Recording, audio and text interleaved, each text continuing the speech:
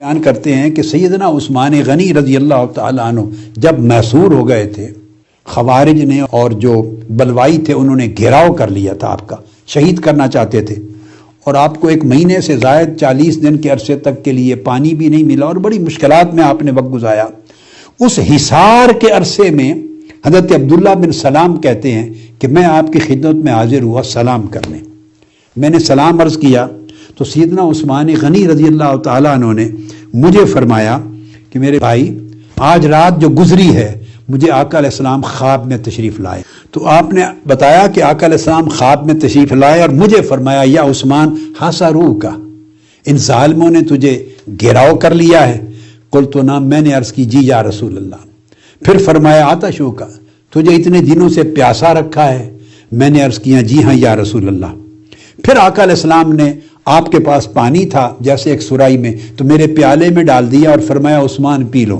میں نے وہ پانی پیا اور آپ فرماتے ہیں کہ اس کی ٹھنڈک سینے میں اور اپنی پشت میں اب تک محسوس کرتا ہوں، نہ اس کا کیف، لذت اور سرور اور حلاوت دور ہوئی ہے اور نہ اس کا احساس دور ہوا ہے۔ یہ کر کے پھر آگے سیدنا عثمان غنی رضی اللہ تعالیٰ عنہ فرماتے ہیں حضرت عبداللہ ابن سلام کو کہ پھر مجھے فرمایا آقا علیہ السلام نے فقال ان شئت نصرت علیہم، اے عثمان اگر تو چاہے تو تیری ان بلوائیوں پر، ظالموں کے اوپر مدد کر دی جائے، یعنی وہ ناکام ہو جائیں اور تو سرخرو ہو کے بچ جائے۔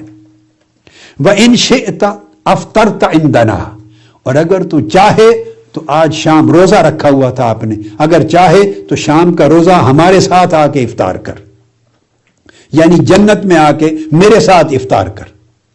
تو سیدنا عثمان غنی رضی اللہ تعالیٰ عنہ حضرت عبداللہ بن سلام کو بتا رہے ہیں فاخترت ان افطر عنده، سو جب آقا علیہ السلام نے یہ دو آپشن دے دی تو میں نے اختیار کی یہ آپشن کہ آقا میں آپ کی بارگاہ میں آ کے جنت میں افطار کرنا چاہتا ہوں۔ فقتل ذلک اليوم، سو اسی دن آپ شہید کر